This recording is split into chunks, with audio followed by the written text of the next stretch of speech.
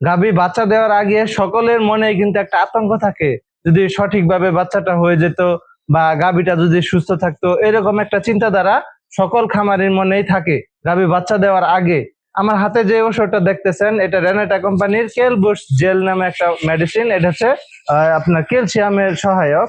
আপনার গাভীর যদি ক্যালসিয়াম স্বল্পতা থাকে বা এনার্জি লো থাকে, প্রসবের যে শক্তি এটা যদি পরিমাণে কম থাকে, সে যদি ফোর্স না করতে পারে, এই ঔষধটা শক্তি হিসাবে কাজ করবে। যাদের গাভী দুর্বল, দেখা গেছে অনেকের খামারে এরকম গাভী আছে 6 বার 5 বার বাচ্চা দিছে, এরকম গাভী অনেক আছে।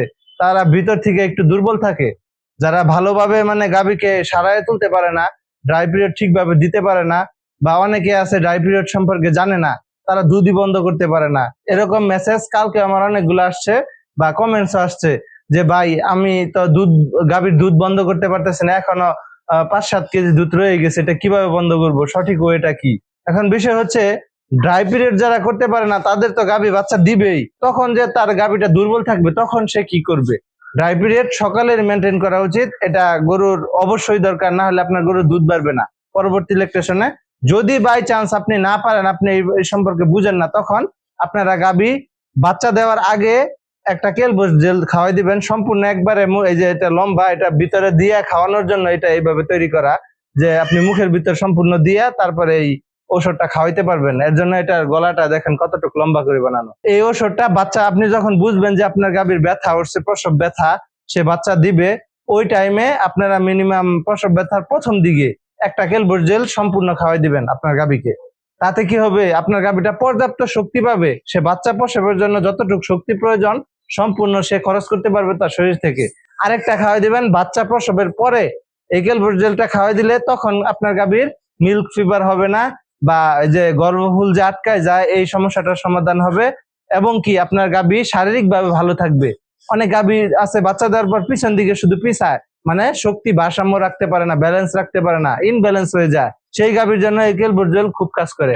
আমি সাধারণত আমার ব্যক্তিগতভাবে বলি, আমি গাভী বাচ্চা দেওয়ার পর প্রতিদিন একটা করে কেলবস জেল খাওয়াই, বাচ্চা দেওয়ার পর 5 দিন পর্যন্ত।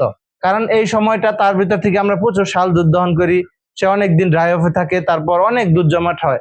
এই দুধটা যখন টানি ভিতর থেকে, তার ক্যালসিয়ামের এফিডিয়েন্সি দেখা দেয়, মানে ক্যালসিয়ামের ঘাটতি দেখা দেয় শরীরে।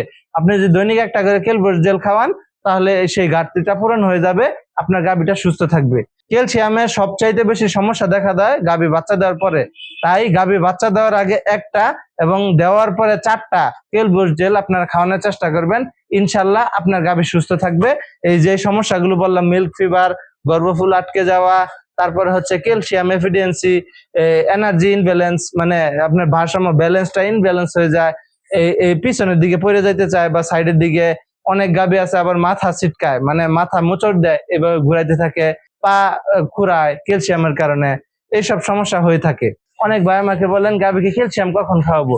গাভীকে ভাই ফার্স্ট বিয়ান হোক, সেকেন্ড বিয়ান হোক, বকনা গাভী হোক, আপনি ক্যালসিয়াম খাওয়ানোর সঠিক সময় হচ্ছে দুধ বন্ধ করার পরে, মানে 6 মাস থেকে যে আপনি দুধটা ড্রাইভ করবেন, এই সময় থেকে 8 মাস, সর্বোচ্চ 8.5 মাস। 8.5 মাসের পরে তখন ক্যালসিয়াম কোনো কাজে লাগবে না, ক্যালসিয়াম দেওয়ার কোনো প্রয়োজন নেই। আপনারা ক্যালসিয়াম দিবেন 6 মাস থেকে 8 মাস পর্যন্ত। 2 মাস যদি ভালোভাবে ক্যালসিয়াম দিতে পারেন, এনাফ।